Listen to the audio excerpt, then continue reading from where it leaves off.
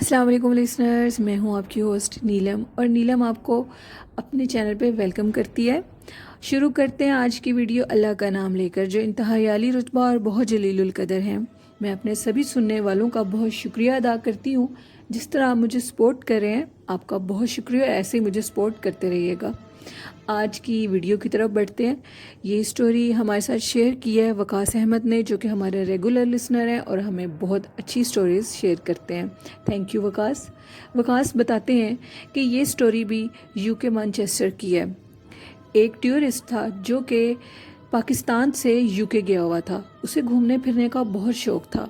जब वो यूके आया तो वो सबसे पहले अपने घर वालों से मिला और उसके बाद वो अपने सभी फ्रेंड्स से मिला।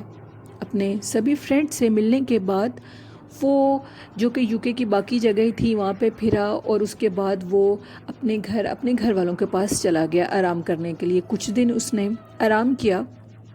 रेस्ट करने के बाद उसको उसका एक फ्रेंड मिला।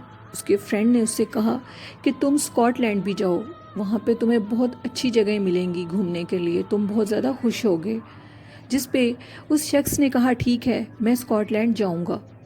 जब वो स्कॉटलैंड गए तो वो ट्रेन के थ्रू गए, वो बाई एयर नहीं गए। तो जब वो गए तो उन्होंने जब वो सफ़र किया तो वो सफ़र खासा अजीब था। वो बताते हैं मेरे साथ बहुत ज़्यादा लोग ट्रेन में मौजूद नहीं थे। जैसे जैसे जिसका स्टॉप आ रहा था वो अपनी मंजिल पे उतर रहा था। मैं बहुत ज़्यादा हैरान हुआ जब बस जो कि ट्रेन थी वो एक बहुत सुनसान जगह पे रुकी।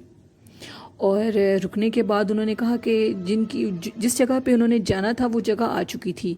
वो कहते हैं कि मेरे साथ बहुत कम लोग थे जिन्होंने उस स्टॉप पर उतरना था।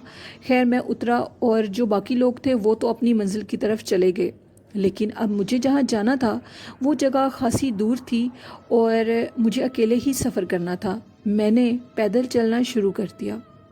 जैसे ही मैं पैदल चलना शुरू हुआ तो अचानक से मुझे लगा कि मेरे पीछे से कोई घोड़ा दौड़ाता हुआ आ रहा है। मैंने पीछे से मुड़ के देखा तो एक नौजवान लड़का घोड़े पर सवार था और वो घोड़े को बहुत तेज़ी से दौड़ाता हुआ मेरी तरफ ला रहा था। वो मेरी तरफ आया और मेरे से आगे गुजर गया। जब वो मेरे से आगे गया तो उसके बाद उसने अपने घोड़े का रुख मोड़ा और मेरी तरफ देखा और दोबारा से वो घोड़े को लेकर आगे की तरफ गया। मैं उस शख्स को सुनसान रास्ते पे वाज़िया देख रहा था और मेरे देखते देखते वो शख्स गायब हो गया। मैं बहुत ज़्यादा खौफज़दा हो गया और मैंने आयतुल कुर्सी पढ़नी शुरू कर दी। अब मैं ये सोच रहा था कि जल्दी से मैं अपनी मंजिल की तरफ जाऊं। खैर मैंने अपने कदम बहुत तेज़ी से बढ़ाने शुरू कर दिए। जब मैं आगे बढ़ा तो जल्दी से मैं अपनी होटल की तरफ गया। खैर मुझे होटल वालों ने एक रूम दिया जो मैंने बुक करवाया हुआ था और मैं उधर जाकर रात रुक गया। सुबह जब हुई तो वेटर मेरे लिए खाना लेकर आया। मैंने उससे सब कुछ बताया जो रात को मेरे साथ हुआ, जिस पे उस शख्स ने मुझे कहा कि आपकी ज़िंदगी बढ़ी हुई थी तो आप बच गए, क्योंकि ये काफ़ी पुरानी बात है कि इस रास्ते पे एक नौजवान लड़के को मार दिया गया था। न जाने कैसे मारा था ये कोई नहीं जानता, लेकिन जिस रास्ते से आप आ रहे थे करीब में ही एक कब्रिस्तान है और उस कब्रिस्तान में उसको दफना दिया गया था। उसके बाद अक्सर लोग तब से लेकर अब तक उस नौजवान लड़के को अक्सर देखते हैं। वो घोड़े पर सवार होता है। इस रास्ते से कोई भी नहीं आता। लगता है कि आप पहली दफ़ा आए हैं और आप जानते नहीं हैं कि ये रास्ता कितना ख़तरनाक है। और मैंने उनकी ये बात सुनी और अल्लाह का शुक्र अदा किया कि अल्लाह पाक ने मुझे उस मुसीबत से बचा लिया और उन्होंने उस चीज़ ने मुझे कोई नुकसान नहीं दिया। और मैंने खैर स्कॉटलैंड को सारा घूमा फिरा और उसके बाद मैं वापस इंग्लैंड में आ गया, यूके में। और अल्लाह पाक हम सबको अपने हिफ्ज़ व ईमान में रखे। कभी भी सुनसान रास्ते पे अकेले मत जाया करें। ये चीज़ें बहुत ख़तरनाक होती हैं, ये जानी नुकसान दे देती हैं। हम लोग अंदाज़ा नहीं कर सकते कि ये चीज़ें कितनी ख़तरनाक होती हैं। खैर अल्लाह पाक हम सबको अपने हिफ्ज़ व ईमान में रखे और हम लोग हमेशा इस मखलूक से बचे रहें। आमीन सुम आमीन। बढ़ते हैं एक और स्टोरी की तरफ। ये स्टोरी हमारे साथ शेयर की है सादिया रब्बानी ने। सादिया बताती हैं कि वो अपनी दादी अम्मा के साथ रहती थीं और उनकी दादी अम्मा उनको अक्सर जिन्नों और भूतों के किस्से सुनाया करती थीं। सादिया कहती हैं कि मुझे बिल्कुल भी शौक़ नहीं था जिन्नों भूतों की कहानियाँ सुनने का और दादी अम्मा अक्सर मुझे यही स्टोरी सुनाया करती थीं। میں دادی اماں سے کہتی تھی کہ دادی اماں مجھے یہ سٹوری سننے کا شوق نہیں ہے، آپ مجھے شہزادیوں کی اور بادشاہوں کی کہانیاں سنایا کریں۔ دادی اماں نے کہا ٹھیک ہے، میں آج سے تمہیں شہزادیوں کی ہی کہانیاں سنایا کروں گی۔ خیر 1-2 دن گزرے، دادی اماں نے مجھے شہزادیوں کی اور بادشاہوں کی کہانیاں سنائیں۔ تیسرے دن سعدیہ کہتی ہیں کہ دادی اماں نے پھر سے مجھے جنوں اور بھوتوں کے قصے سنانے شروع کرتی ہیں۔ میں نے کہا دادی اماں میں یہ کہانیاں نہیں سننا چاہتی، مجھے بالکل بھی شوق نہیں ہے، کیونکہ مجھے یہ کہانیاں فرضی اور جھوٹی لگتی ہیں۔ سعدیہ کہتی ہیں اس واقعے کے بعد مجھے یقین ہو گیا کہ واقعی ہی جن اور بھوت ہوتے ہیں، اس سے پہلے میں ان چیزوں کو فرضی کہانیاں سمجھتی تھی۔ میری دادی اماں اکثر مجھے کہتی تھیں بیٹا کہ تم چھت پر مت جایا کرو، خاص کر دوپہر کے ٹائم تو بالکل بھی مت جایا کرو، یہ چیزیں آزادانہ گھوم رہی ہوتی ہیں، اور یہ جب لڑکیوں کو چھت پہ دوپہر کے ٹائم دیکھتی ہیں تو ان پہ عاشق ہو جاتی ہیں۔ میں اکثر اپنی دادی اماں کی اس بات کو ہنسی میں ٹال دیتی تھی، لیکن جب میں نے یہ سٹوری اپنی آنکھوں سے دیکھی اور سنی تو میں نے دادی اماں کی ہر بات ماننی شروع کر دی۔ ہم لوگوں کی کام والی تھی رضیہ، جو کہ ہم لوگوں کے گھر کام کیا کرتی تھی، لیکن ان کا لوگوں کے گھروں میں کام کرنے سے بھی گزارا نہیں ہو رہا تھا، تو انہوں نے اپنے گھر میں کپڑے سلائی کرنے شروع کر دیے۔ رضیہ کی ایک بیٹی تھی، اور ایک دن رضیہ باجی ہمارے گھر آئیں اور انہوں نے امی کے پاس آ کر وہ بیٹھ گئیں۔ سعدیہ بتاتی ہیں کہ میں بھی اپنی امی اور دادی اماں کے ساتھ آ کر ادھر بیٹھ گئی۔ رضیہ باجی کی جو آنکھیں تھیں وہ کہتی ہیں کافی سوجی ہوئی تھیں۔ میری امی نے کہا رضیہ کیا ہوا ہے تمہیں، تمہاری آنکھیں ایسے لگتی ہیں کہ جیسے تم بہت زیادہ روئی ہوئی ہو، جس پہ رضیہ اور زیادہ رونے لگی اور خاموش نہیں ہو رہی تھی۔ اب میری امی کہتی ہیں رضیہ بتاؤ تم ٹھیک تو ہو، تمہاری بیٹی ٹھیک ہے؟ جس پہ رضیہ باجی نے بتایا کہ میری بیٹی کو جب میری بیٹی 5 سال کی تھی تو اچانک سے اس کا سارا جسم ٹیڑھا ہو گیا اور اس کے منہ سے عجیب و غریب آوازیں نکل رہی تھیں۔ میں نے کافی ڈاکٹرز سے اس کا علاج کروایا، لیکن میری بیٹی کی حالت میں کوئی سدھار نہیں آ رہا تھا۔ سعدیہ کہتی ہیں کہ پھر انہوں نے کہا کہ مجھے کسی نے مشورہ دیا کہ تم کسی عامل کے پاس ان کو لے کر جاؤ۔ مجھے جس نے یہ مشورہ دیا مجھے ان کی بات کافی اچھی لگی۔ میں نے کہا ٹھیک ہے، میں اس کو کسی عامل یا کسی بزرگ کے پاس لے کر جاتی ہوں۔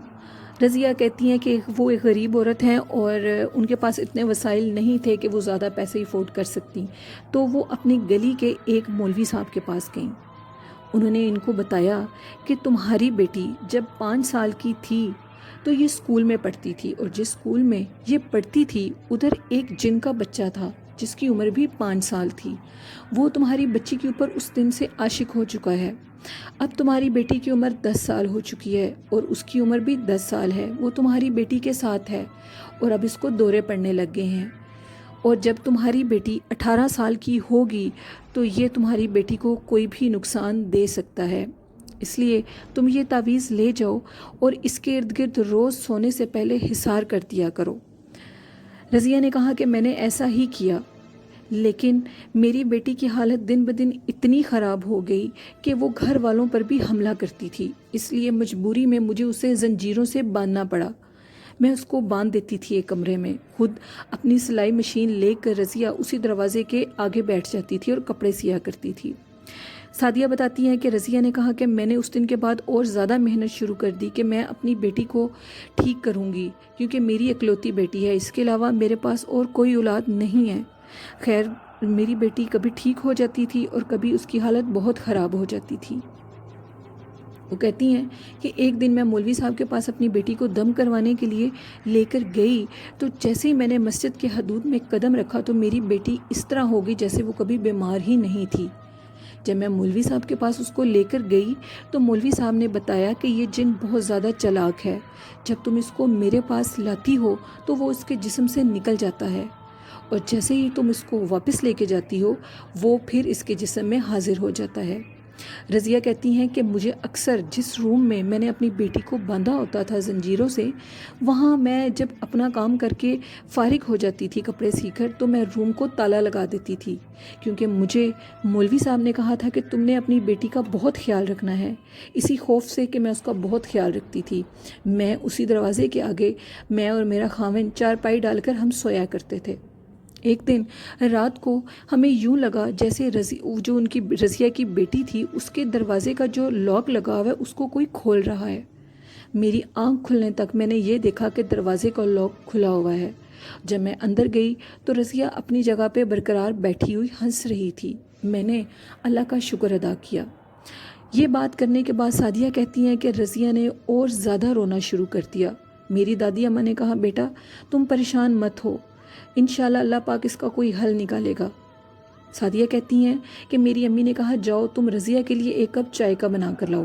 میں نے اپنی امی سے کہا کہ امی مجھے کچن میں اکیلے جاتے ہوئے اب ڈر لگ رہا ہے، کہیں وہ جن ادھر نہ آ جائے۔ لیکن سعدیہ کہتی ہیں کہ میری امی نے کہا کہ تم ادھر ہی بیٹھو، میں رضیہ کے لیے چائے بنا کر لاتی ہوں۔ جیسے ہی میری امی رضیہ کے لیے چائے بنانے کے لیے گئیں تو میری دادی اماں نے کہا رضیہ حوصلہ رکھو، ہم سے جو ہو سکا ہم تمہارے لیے کریں گے۔ لیکن رضیہ رونا چھوڑ ہی نہیں رہی تھی۔ رضیہ کہتی ہے کہ ایک دن اچانک یوں ہوا کہ ہم میاں بیوی رات کو دروازے کے آگے چارپائی ڈال کر سوئے ہوئے تھے۔ ہمیں دوبارہ سے روم کا تالا کھلنے کی آواز آئی۔ جیسے ہی ہم اندر گئے تو ہماری حیرانگی کی کوئی انتہا باقی نہیں تھی کہ رضیہ ان زنجیروں میں نہیں تھی۔ آخرکار وہ ایک انسانی جسم رکھتی تھی۔ میں نے اسے گھر کے ایک ایک کونے میں تلاش کیا لیکن وہ مجھے کہیں بھی نظر نہیں آئی۔ ہم میاں بیوی رو رو کر پاگل ہو چکے تھے۔ جیسے ہی صبح فجر کا ٹائم ہوا تو میں اور میرا خاوند مولوی صاحب کے پاس گئے۔ ہم نے ان کو یہ سارا وقوع بتایا، جس پہ مولوی صاحب نے کہا کہ میں نے تمہیں کہا تھا کہ 18 سال کی عمر میں وہ تمہاری بیٹی کو کوئی بھی نقصان دے سکتا ہے۔ اسی طرح ہوا ہے۔ کل رات 12 بجے سے وہ انتظار میں تھا کہ جیسے ہی 12 بجیں گے وہ تمہاری بیٹی کو لے جائے گا، اور اب وہ تمہاری بیٹی کو اپنے ساتھ لے کے آیا ہے۔ وہ کبھی بھی واپس نہیں آئے گی۔ تم نے اس کے گرد کل رات اس کے گرد حصار نہیں مارا، تم بھول چکی تھی۔ اسی وجہ سے وہ تمہاری بیٹی کو لے گیا ہے۔ اگر تم 18 سال کی عمر تک اس کی حفاظت کرتی تو 18 سال کے بعد وہ تمہاری بیٹی کو کچھ بھی نہ کہتا۔ تمہاری غلطی کی وجہ سے اب وہ تمہاری بیٹی کو ہمیشہ کے لیے اپنے ساتھ لے گیا ہے۔ رضیہ اور زیادہ پھوٹ پھوٹ کے رونے لگی اور مجھے پھر دادی اماں کی کہانی پر یقین آیا۔ اور سعدیہ ربانی کہتی ہیں کہ میں اپنے سبھی سننے والوں کو جو کہ آپ کی سٹوریز سن رہے ہیں ان کو یہ میسج دینا چاہتی ہوں کہ خدا را اپنی بیٹیوں کا بہت سا خیال رکھا کریں۔ ان کے گلے میں حفاظت کے لیے کچھ نہ کچھ قرآنی آیات ضرور ڈالیں۔ یہ چیزیں بہت خطرناک ہوتی ہیں۔ جب یہ کسی پر حملہ کرتی ہیں تو یہ اس انسان کی جان نہیں چھوڑتی۔ اور آپ سب اپنے گلے میں ضرور قرآن پاک کی آیات کو ڈالیں۔ ضروری نہیں ہے کہ تعویذ شرک ہوتے ہیں، لیکن آپ قرآنی آیات کو لکھ کر اگر اپنے گلے میں ڈالیں گے تو یہ چیزیں ہم سے دور رہیں گی۔ بالکل ٹھیک کہہ رہی ہیں رضیہ۔ اور اپنے گلے میں ضرور درود شریف، آیت الکرسی اور چاروں کل لکھ کر اپنے گلے میں سبھی سننے والے ضرور ڈالیں۔ یہ چیزیں کسی ٹائم بھی ہم پہ حملہ کر سکتی ہیں۔ اللہ پاک ہم سب کو اپنے حفظ و ایمان میں رکھیں۔ اور لسنرز آپ سب لوگ ہمیشہ باوضو رہا کریں۔ ایک تو باوضو رہنے سے آپ کی زندگی میں اور آپ کے رزق میں بھی اضافہ ہوگا، دوسرا ہم ایسی خطرناک مخلوق سے بچے رہیں گے۔ یہ میں اپنے سبھی سننے والوں کو میسج دیتی ہوں، آپ اس پہ ضرور عمل کیجئے گا۔ اور آپ کو میری سٹوریز کیسی لگتی ہیں اپنا فیڈ بیک مجھے ضرور دیجئے، اور میرے چینل کو زیادہ سے زیادہ سبسکرائب کیجئے، لائک کیجئے اور شیئر کیجئے اگر آپ کو میری سٹوریز اچھی لگتی ہیں تو۔ اسی کے ساتھ اپنے چینل نیلم وائز آفیشیل کو اجازت دیجئے، دعاؤں میں یاد رکھیے گا۔ اللہ حافظ، اللہ نگہبان۔